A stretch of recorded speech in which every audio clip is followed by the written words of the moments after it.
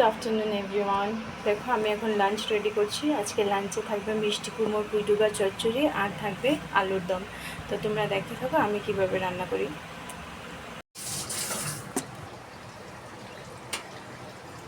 আমার তেলটা গরম হয়ে গেছে। এখন শুকনো মরিচ, তেজপাতা আর দিয়ে দিচ্ছি 5 ফোড়ন সম্বাসে, অল্প আদা কুচি,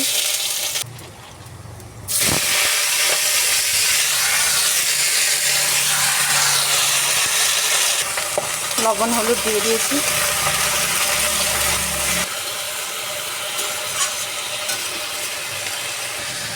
সামান্য লঙ্কা গুঁড়ো, জিরে গুঁড়ো, টমেটো কুচি।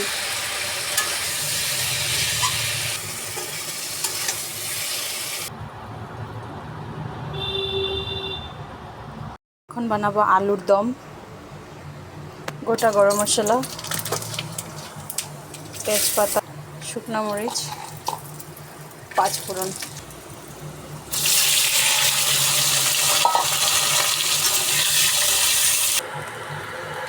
এখানে আছে টমেটো পেস্ট, আদা পেস্ট, জিরে বাটা, শুকনো মরিচের গুঁড়ো, হলুদ গুঁড়ো, লবণ। আমার আলুটা ভাজা হয়ে গেছে। এখন আমি মশলাগুলো দিয়ে দেব।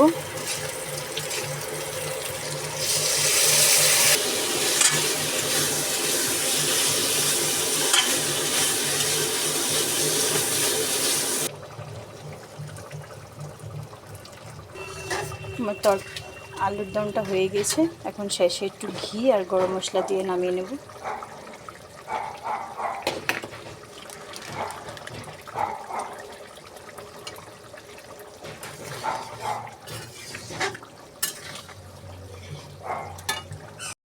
সো আজকে লাঞ্চে আছে আলুর দম, আছে পুঁইডুবা চচ্চড়ি আর আছে সাদা ভাত।